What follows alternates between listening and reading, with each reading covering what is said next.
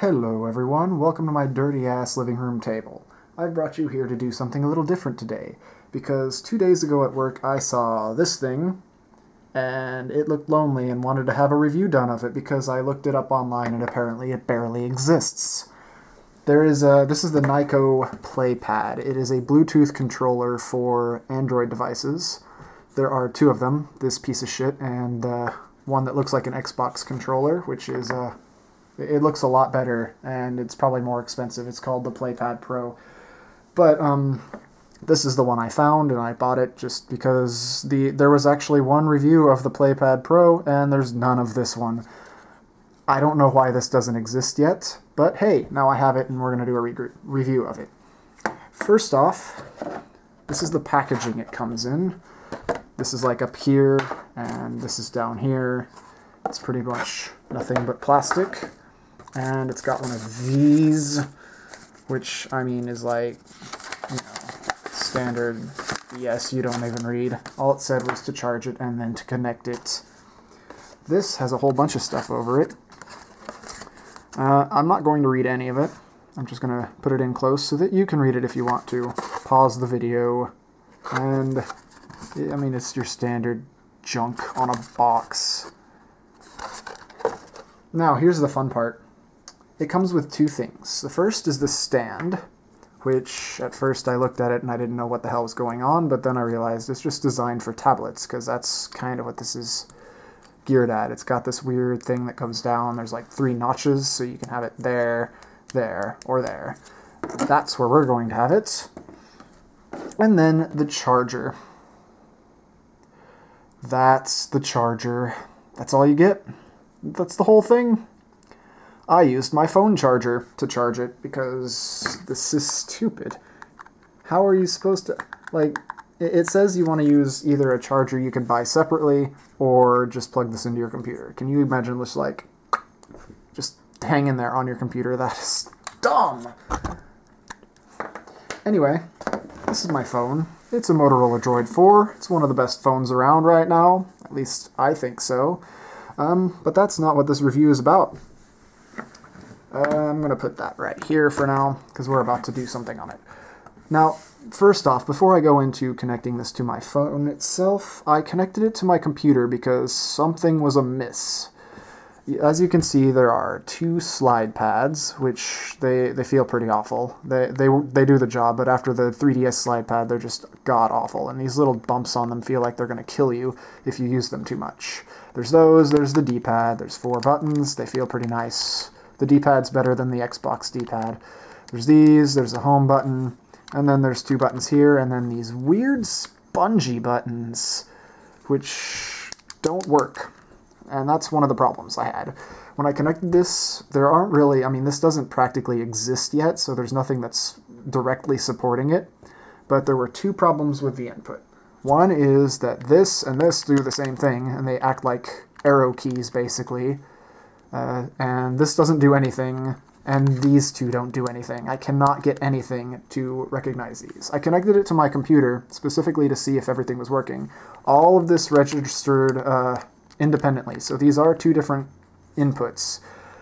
But, actually no, sorry, these 2 did not register differently. These were acting like arrow keys on my computer. That was separate. These 2 are fine, but these spongy ones will not be recognized even by my computer. I don't know if that's a problem with this particular one or if it's a problem with the device in general. Either way, yeah.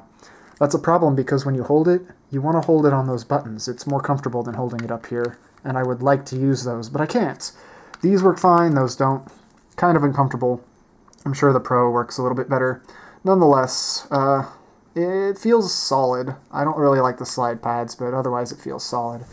Anyway, to connect it to a device, you have to go into your Bluetooth shit, of course. I'm going to do this over here. Hang on. Because it should already be paired. What you do is you go into Bluetooth. You can't probably read that. You turn it on by holding this for a little bit. And then, of course, it would show up here and you'd pair it, but it's already paired on mine, so that's done. Anyway, oh, there's one more thing. Up here, there's 4 lights. There's a mouse light, a code light, which is for iPad stuff, a player 1 and player 2. So that makes me think you can connect 2 of these to the same device, which is awesome because I'm going to show you something why this would be awesome in a moment. And then there's a slider up here. You might want to see it. There's a gamepad, there's a iCode thing, there's a mouse, and there's the app. The apps thing doesn't do anything yet. I'll show you what it would have done, but they're actually using the first slider for it. More on that later. When I connected it to my computer, I used the mouse one, and it actually did work as a mouse. Both of these were moving the mouse cursor properly, and that was fucking badass, because you can switch between that and gamepad independently, which makes this viable for use on Steam with their new weird, like, if you want to be lazy and play like a console thing in the living room, this would be very good for that. But yeah, that's pretty much that. It's still blinking, so it didn't actually pair. Hang on. There. Now it's going to work. This is how you would do it if you hadn't already paired it, and you might have to do it again afterwards. I'm not sure if that's a normal thing. There, now it's actually paired. When it pairs, that stops blinking.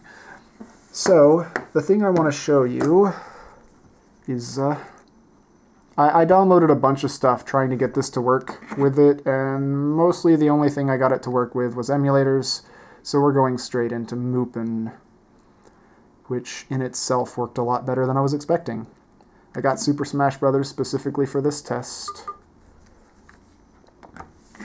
I've already mapped the keys, which again, let me go back for a second. Hang on. I want to go back to the controls so that you can see here. I honestly don't know if you can see here, so I'm going to zoom in a little bit and mess up my camera. Hold on, there we go. Alright, if you go into input, and then, oh, come on, no, don't do that. Stop! There we go. Hi, this is my hand. Focus on it. Doesn't want to focus. You're going to have to be back here. Map buttons. You're probably not going to be able to see this, but controller 1, then there's all these lists, like this is Dpad right, it says key code 22. If you hit the Dpad right, key code 22. If you hit it on this, key code 22. If you hit it on this, nothing. Nothing. Sucks. But the Dpad works very well, and so does this in terms of what I'm about to do with it, which is Smash Brothers. You already saw that. So let's actually get into the game now. Every emulator I tried did the same thing. These will not recognize, that won't recognize. These do the same thing every single time. So anyway, this worked a whole lot better than I was expecting it to. Turn it up a little bit.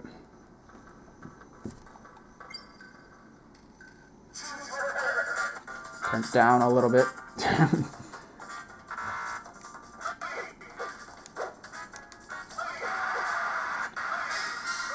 So this is like a mini review of the Moopin emulator, which he has no face, but other than that, I don't know if you can see that. It's too late, whatever. But as for controlling, it actually works really well. I'm used to Dpad, so I'm using that.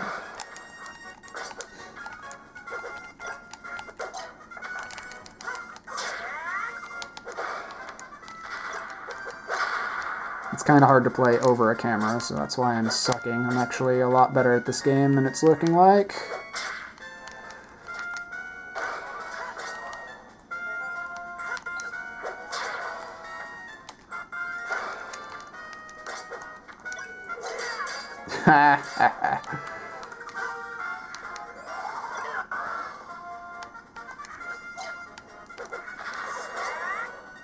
But yeah. As for the buttons, everything feels nice. The analog, when I'm using it like right now, feels like it's going to dig into my fucking thumb. That is terrible. I don't like the, well, slide pad, I guess you'd call it. Don't like those at all. But they work. They work very well. They're just not comfortable. I keep trying to use the spongy buttons and they don't work. I need to remember that. That's part of my problem there. Oh no!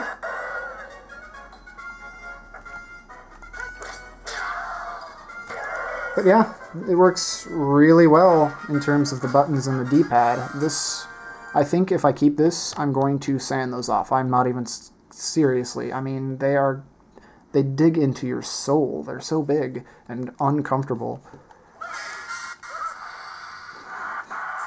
But yeah, as for a controller, it works pretty nice. I like how it works as a mouse on a computer so easily. This is a step in the right direction. I've always had this, ever since I got my smartphone, I've realized that this is probably the future. You're not gonna have a computer and a smartphone and a DVD player. You're just gonna have a smartphone and it's gonna do everything. And having a controller like this is a good step in the right direction. Because already there's the lap dock thing my phone can plug into to work like a laptop. And it's too expensive to buy, but it's another step in the right direction, basically. But yeah, I give it, as a review, I would give it a 3 out of 5, maybe a 6 out of 10, because mostly for the fact that, and this might not be the emulators, I mean, it might not be the controller's fault, but these don't work yet, because, I mean, it just came out, so those don't work yet, this doesn't work yet, at least not on the stuff I've tried it on. These are extremely uncomfortable. Without these working, that's kind of uncomfortable to hold like that. But the D-pad is really good. I like the D-pad. The buttons feel solid. It's comfortable to actually play, even though this looks like an awkward positioning. It's actually really comfortable to play, with the D-pad anyway. And it works. And yeah. Between the two, if I had the Pro to try, I'd probably like it a lot more. However, this one is a lot more portable. I actually forgot something. Hang on. Forgot, but it also comes with this case here, which holds everything. You can put the, it's got a spot for the stupid charger thing. It's got a spot for, you know, I don't know what that's a spot for, but it fits in there nicely. And it's a hard case, so it's a lot more portable than the other one probably is. It could fit in a coat pocket. That's another thing I like about it. But, that's the Nyko Playpad. Oh yeah, that fits in there too. I forgot that stand was in use. So yeah, it fits the stand as well. So everything fits in there very nicely. With a loud snap. But yeah, portable, gives you a stand for your phone. I like it. Just wish it had been done slightly better with the weird bumps. And if they ever get these three things working, that'll be good thing. Yes, please do that. Oh yeah, I forgot to mention that whole part about the app position on the slider. There's an app on the Android market called Nyko Playground, which lets you choose, like, they've got a bunch of different games you can choose from. Well, not a bunch at the moment, but basically what it is it's set up so that the buttons do things that would have been done in the game on the touchscreen. The unfortunate part about this is that it only works on Android 4 devices, so only tablets. It won't work on my phone or any other phone, to my knowledge. I don't think any phone uses Android 4.0 right now. So you need 4.0 for this to work at all, so I couldn't test it to see how well it works or what it does. Well, I mean, I know what it does. It does the touchscreen thing, but yeah, I couldn't test it. That is unfortunate, and the reason I said that the app position on the slider is useless is because there's a disclaimer right now on this app that says it uses the gamepad position anyway, so yeah, the app slider does nothing, but I'm assuming it will eventually.